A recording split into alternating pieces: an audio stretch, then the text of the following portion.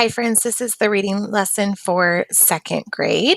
Today we are going to read a story called Stone Soup. You need to have your booklet open to page 18, and you need a pencil and a highlighter.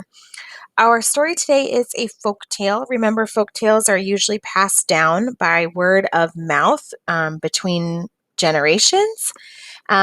You may be familiar with this story. There are a couple different versions out there. If you are ready, we will go ahead and get started. Extended Read 1. Remember to annotate as you read. Stone Soup, retold by Winston Ramos. Late one evening, long ago, an old man walked into a village. He had a gray beard. He wore a long green coat. His eyes looked tired, but they sparkled kindly. The old man went to the center of the village. "I am looking for a place for the night and a meal to share," he said. "You have come to the wrong place, stranger," said a woman. Two little children hid behind her skirt. "We are a poor town. We have nothing to give you." All right, let's go ahead and stop there. Grab your highlighters, and we are going to highlight some important key details that we will use later to write some story events. So, we learn that the main character is an old man, and he goes to a village one evening. So let's go ahead and highlight an old man walked into a village in paragraph 1. And I want you to look in paragraph 2 and highlight, what was he looking for? The old man was looking for what? He says, "I'm looking for a place for the night and a meal to share." But the people say, "You have come to the wrong place. We are a poor town. We have nothing to give you." So let's go ahead and highlight that. I wonder what is going to happen next. Let's keep reading. "I am sorry," said another villager.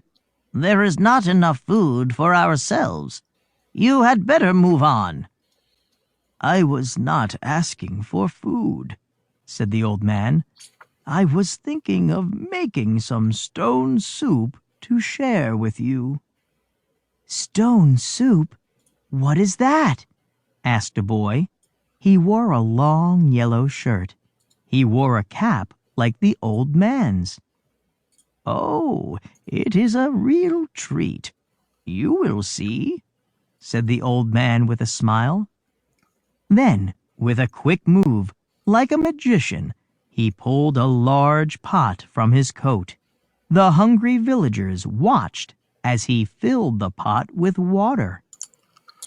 All right, so they are trying to tell the man they don't have anything for him, but he says, "I'm not asking for food. I want to share a meal with you. Maybe I'll make some stone soup." So we should probably highlight those two things in paragraph 5. And then they start asking, "What is stone soup?" And what does the man do? Like a magician, what does he pull out of his coat? Look in paragraph 8 and highlight it. It says he pulled a large pot from his coat and he filled the pot with water. Interesting, right? I wonder what's going to happen next. Go ahead and turn the page.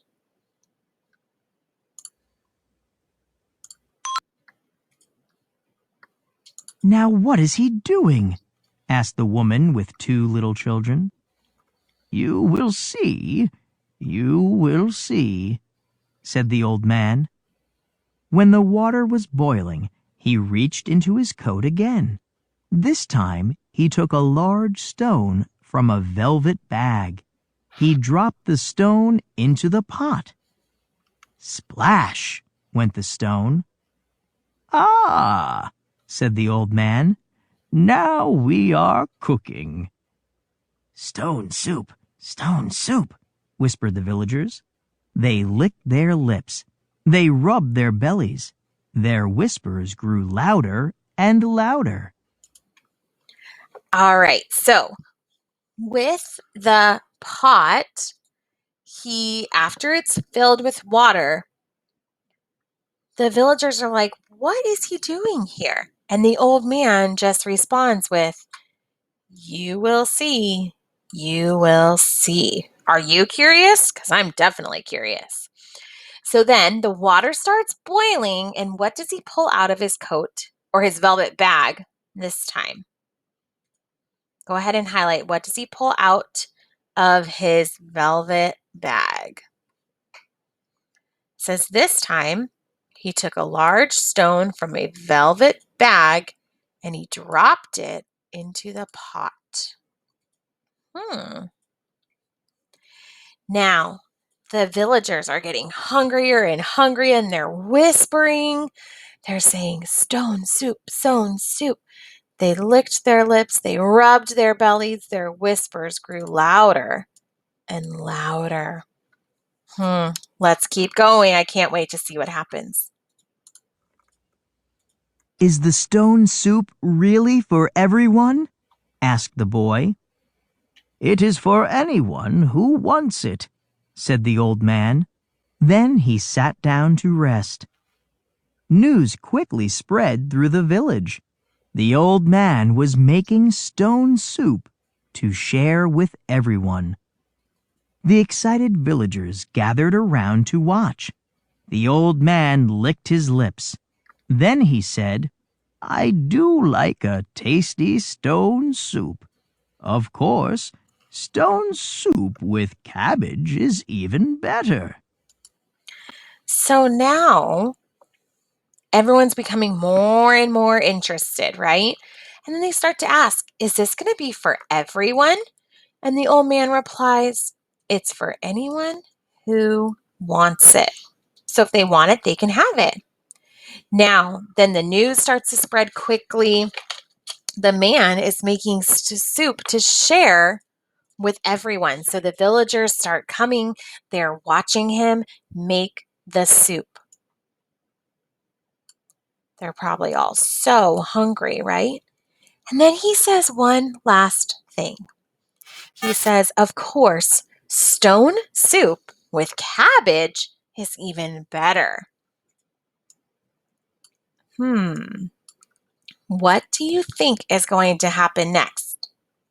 We are actually going to stop right here with our reading today, and you'll have to wait till tomorrow to find out what happens next with the stone soup.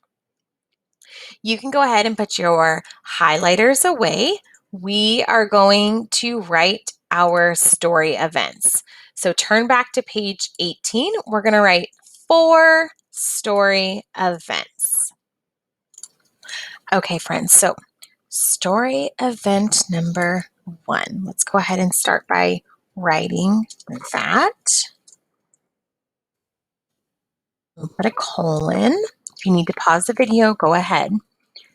So we learn that an old man goes to a village and he asks for a place to stay and a meal to share, but the villagers tell him that they are too poor. So that's probably a good sentence that we can write for this first story event.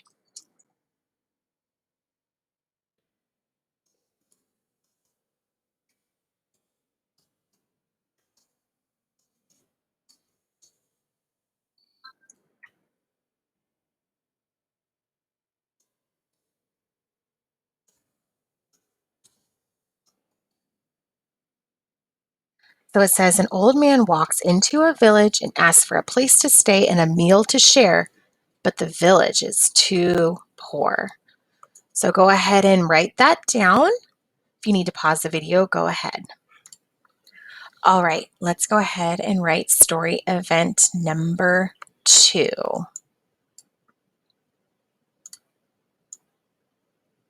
So we'll write this one on page 19. Start by writing story event 2 with a colon. And we then learn this is when the man starts to make his stone soup, right?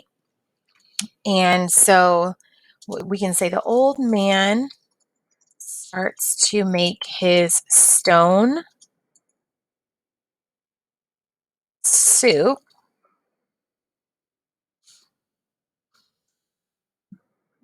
by boiling water in a large pot.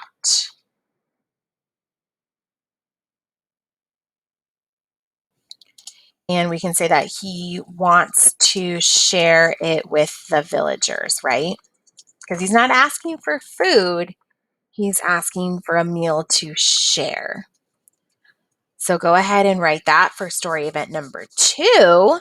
And when you're ready, turn the page.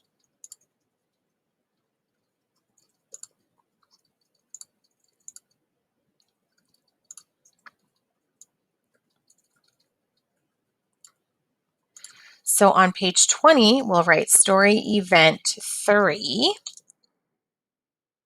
And once the water is boiling, we learn that he puts a stone into the boiling water.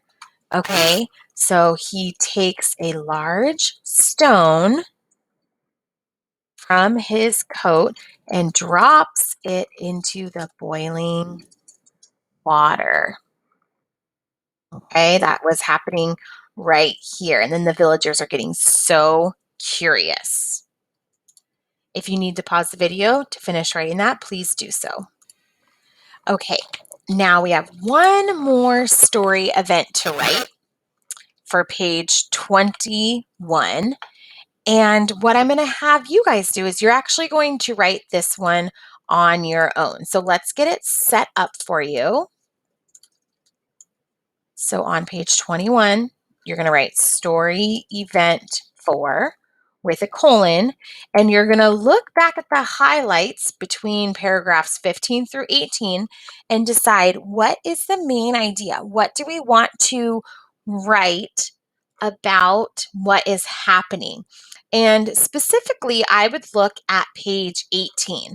Now, remember, when you're writing your story event, you're not copying from what we highlighted. You're kind of making a new sentence that goes with what we highlighted. So the villagers are getting excited. The man is going to share it with anyone who wants it. And then he says that the soup will taste better with cabbage. So you're going to write story event number 4, and then you will submit it to me on Canvas by typing it or by reading it to me.